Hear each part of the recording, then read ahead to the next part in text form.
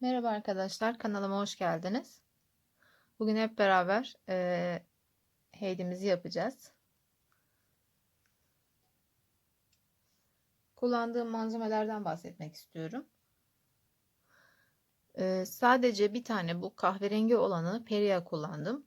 Diğerleri Gazal Baby Cotton, beyaz, kırmızı, pembe, sarı, ten rengi ve koyu kahverengi. Şimdi kollardan başlamak istiyorum. Bunun için iplerimi alıyorum kenara.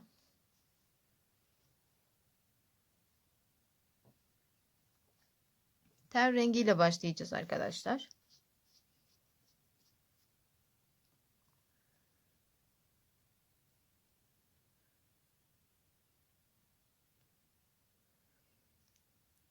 Öncelikle 4 zincir çekiyoruz. 1, 2, 3, 4. İkinciden itibaren 1, 2 zincir, üçüncüye 3 defa batıyoruz.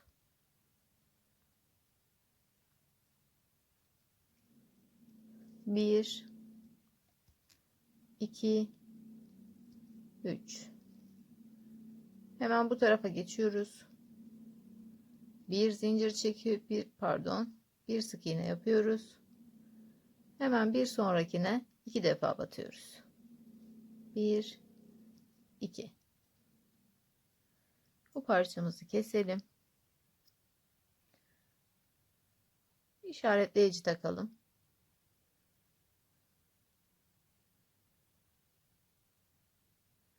Burada sıradaki ilk ilmeğimize bir arttırma yapıyoruz.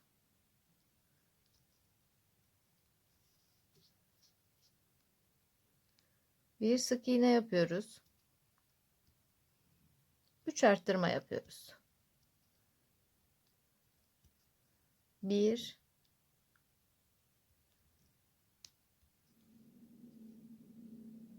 2,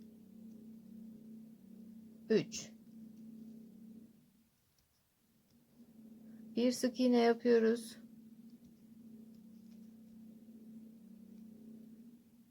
2 arttırma yapıyoruz. 1, 2. Bu tarafa alıyoruz. Buradan düz bir şekilde arkadaşlar eksiltme, artırma yapmadan 3 sıra düz öreceğiz. Evet arkadaşlar 3 sıra düz ördüm. Şimdi işaretleyicimizi alıyoruz. Şimdi azaltma yapacağız. Bir azaltma yapıyoruz.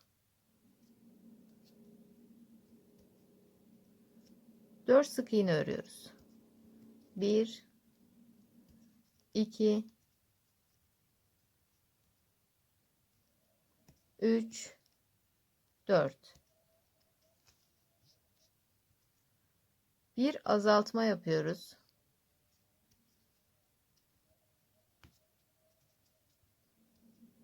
Kalan ilmekleri düz örüyoruz. 1,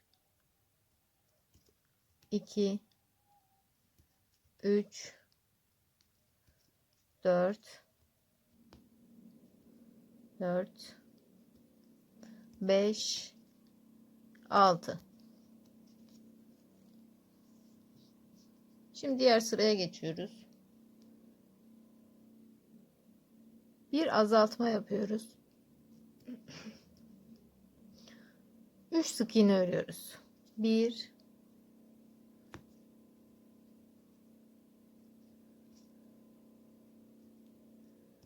2, 3. Tekrar bir azaltma yapıyoruz.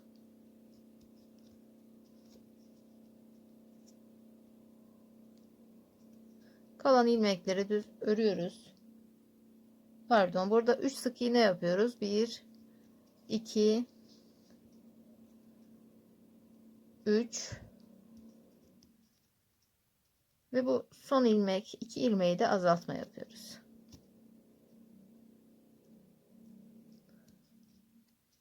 İşaretleyicimizi bu tarafa aldık. Şimdi buradan sonra arkadaşlar düz bir şekilde herhangi bir eksiltme arttırma yapmadan 12 sıra düz öreceğiz. Örerken bir taraftan dolduracağız. Evet arkadaşlar 12 sıra düz ördüm. Şimdi burada sarı ipimize geçiyoruz.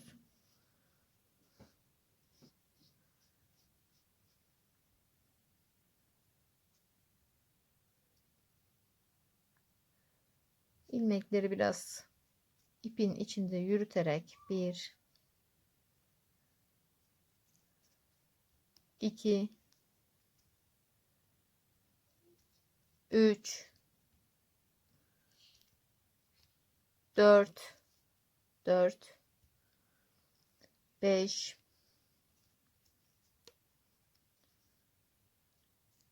6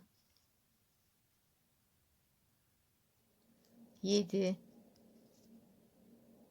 8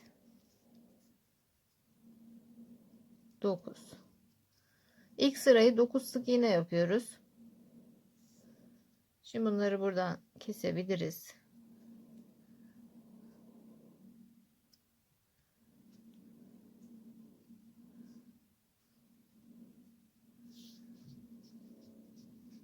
Şimdi bu sırada 9 tane artırma yapacağız arkadaşlar.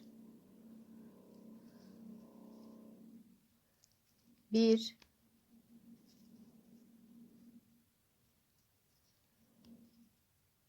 2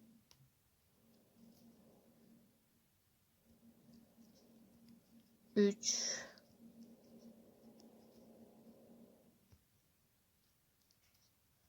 4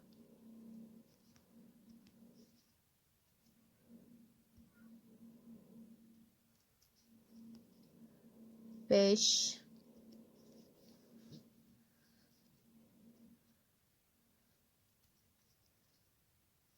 6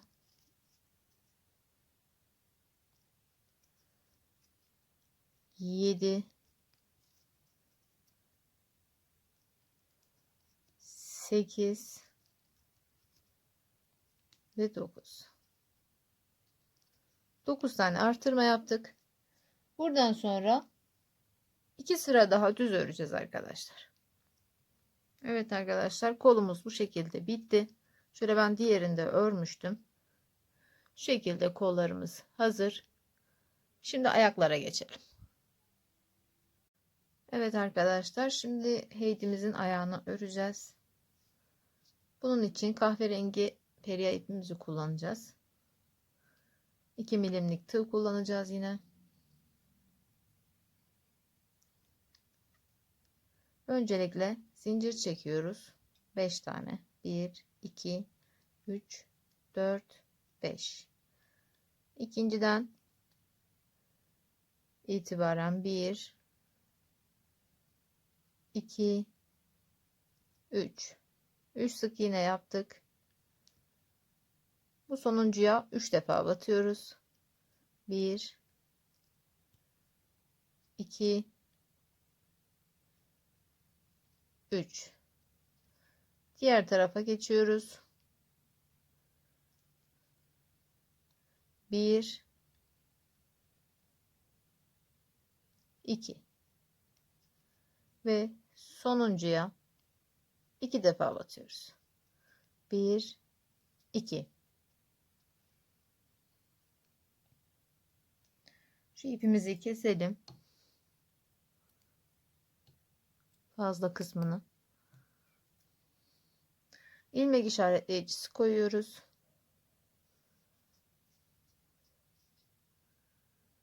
İlk ilmeğimize arttırma yapıyoruz.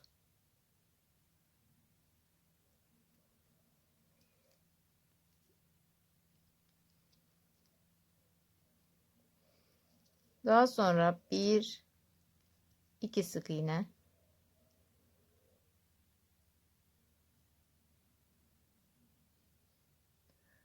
Üç tane arttırma yapıyoruz. 1 2 3.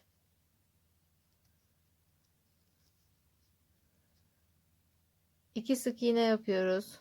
1 2 2 tane arttırma yapıyoruz. 1 arttırma, 2 arttırma. İlmek işaretçimizi bu tarafa alıyoruz.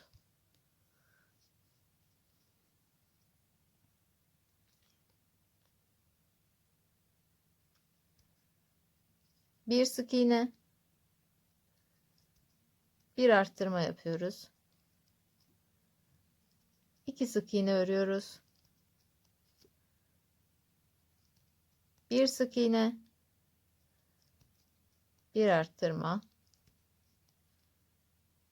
bir sık iğne, bir arttırma,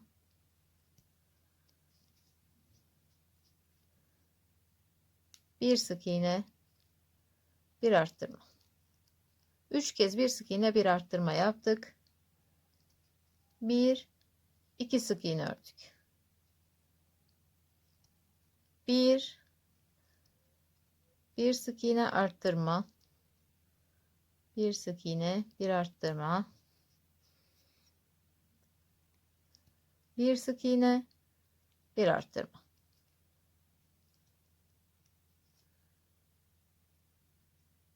İşaretleyicimizi aldık. Bu sırada ilmeğin iç yüzünden öreceğiz. Şöyle biraz yakınlaştırayım. Şu 2 tane lob var. Biz şu iç lobdan öreceğiz.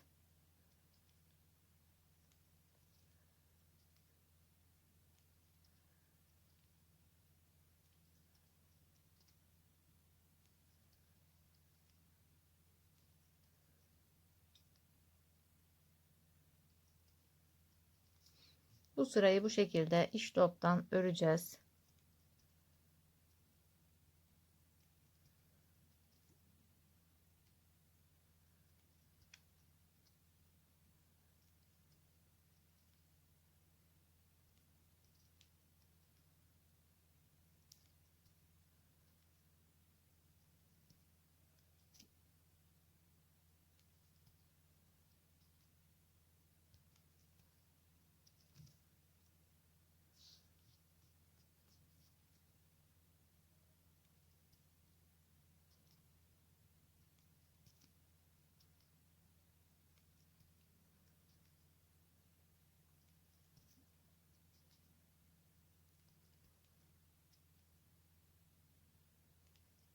Sırayı iç lobdan ördük. İlmek işaretleyicimizi alıyoruz.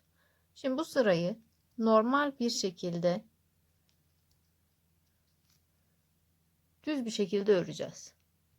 Evet, bir sıra düz ördüm arkadaşlar. Şimdi eksiltmeleri yapacağız.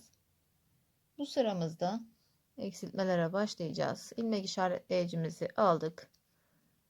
1 2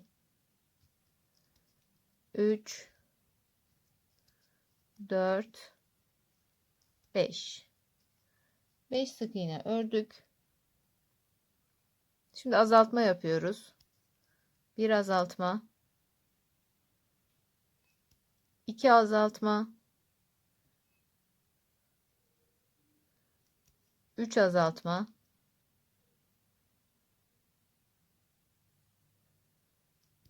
4 azaltma,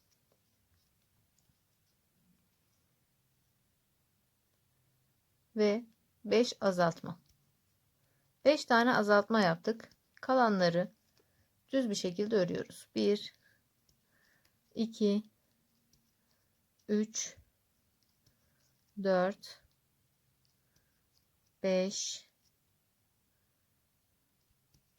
6 ve 7. Şimdi burada şöyle ben yoğurt kapaklarını kullanıyorum. Kova yoğurtların kapaklarını kullanıyorum. Ondan böyle bir parça kesiyoruz. Ve bu parçamızı şu şekilde tabanımıza yerleştiriyoruz. Ve buradan azaltmaya devam ediyoruz.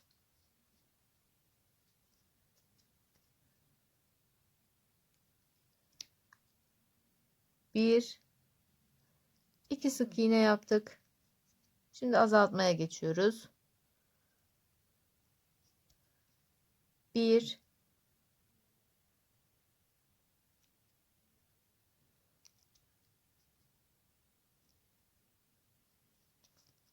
2,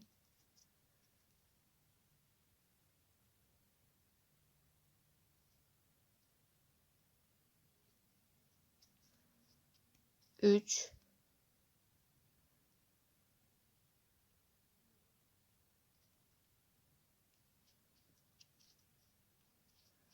4,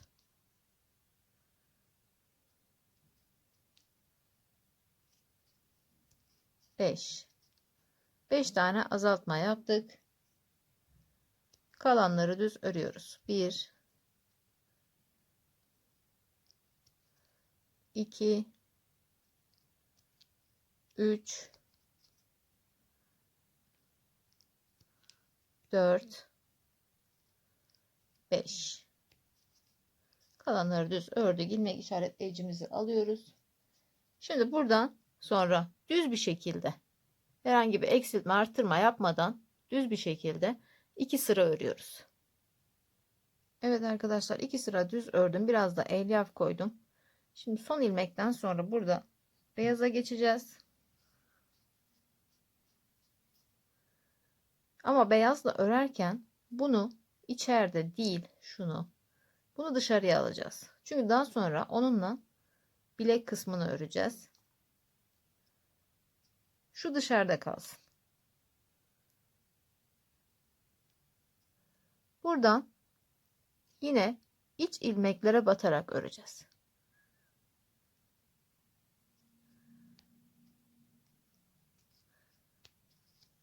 Dediğim gibi bu dışarıda kalacak. Bununla daha sonra dış kısmını öreceğiz ayakkabının.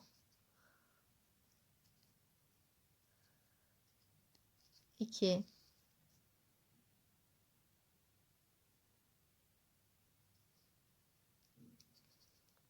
3,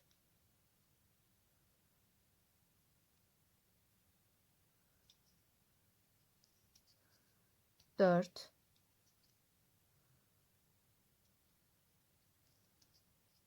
5,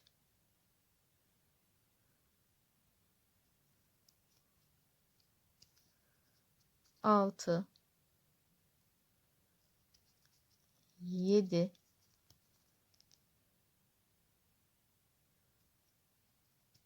8,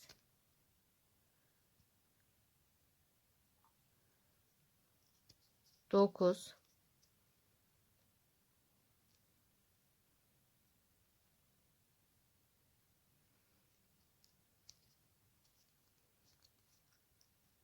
10, 11 ve 12. 12 tane ördük. Şu ipimizi içeriye koyalım.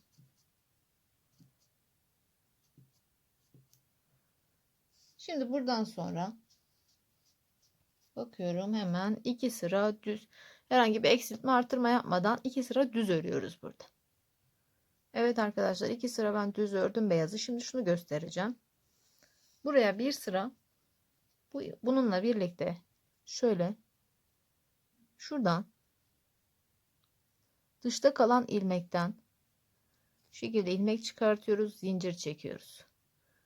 Hemen aynı ilmeğin içine batıyoruz ve sık iğne yapıyoruz. Birinci sık iğnemiz olmuş oluyor.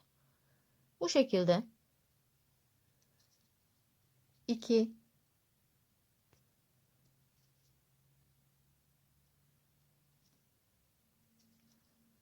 3,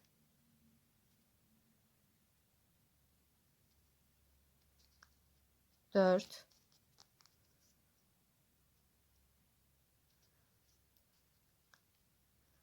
5,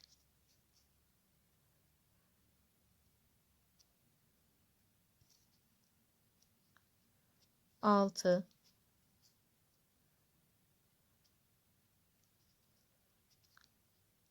7,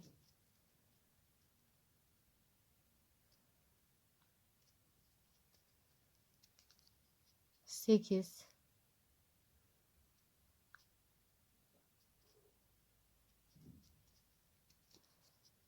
9, 10,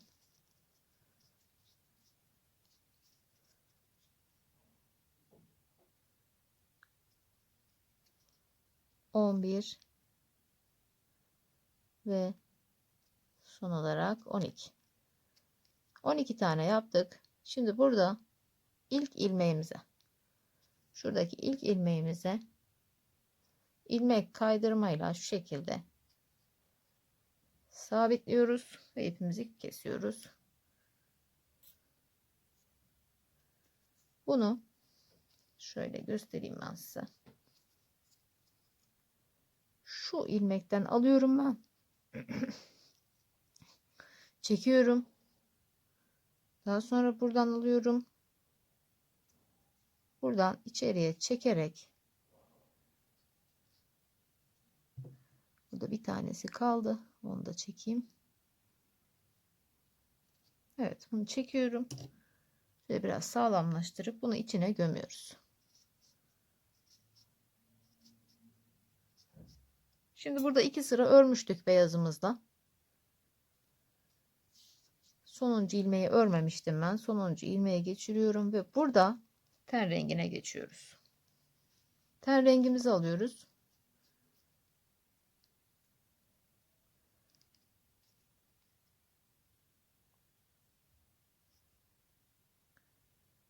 Birkaç tane ilmeğin içinde şunları gezdireceğiz. Çünkü bunlar, dediğim gibi, her zaman söylüyorum, sağlam olması açısından birkaç ilmek, yani birkaç sık iğne yaparken bunlar içinde kalsın. Mesela 1, 2, üçüncüyü de yapalım, içinde kalsın. Daha sonra bunu çekiyoruz.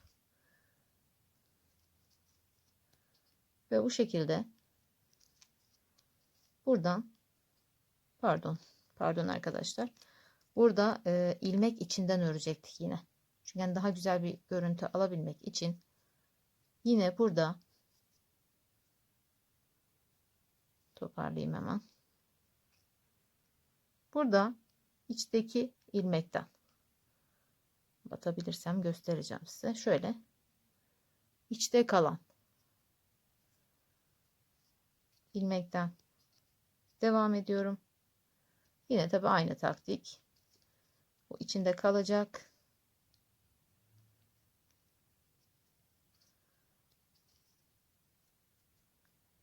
Bunu çekiyorum ve bu şekilde 4,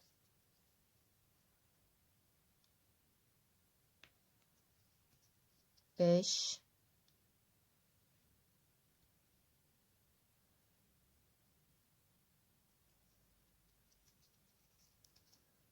6, 7, 8,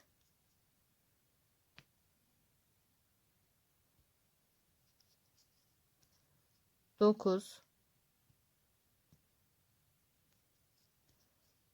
10,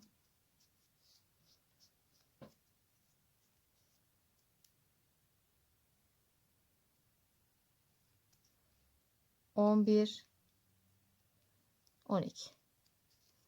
Bu şekilde ördük. Ben hemen şunları keseceğim. Hatta şunu biraz uzun bırakacağım. Bunu işaretleyici olarak kullanacağım. Şöyle. Ve buradan ilmeklere düz bir şekilde batarak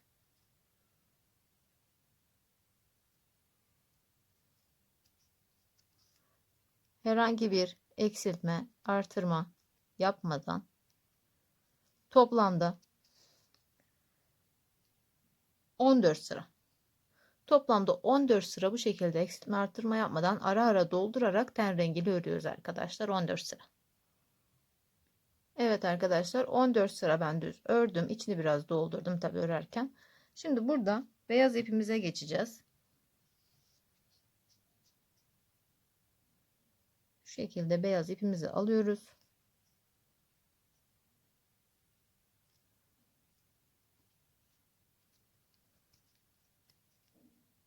1 2 3 4 5 6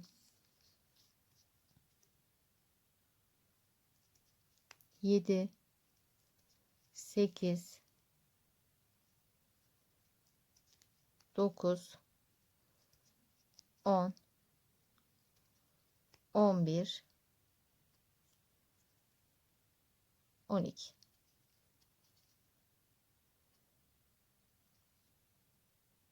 Bu şekilde arkadaşlar 2 sıra daha düz örüyoruz.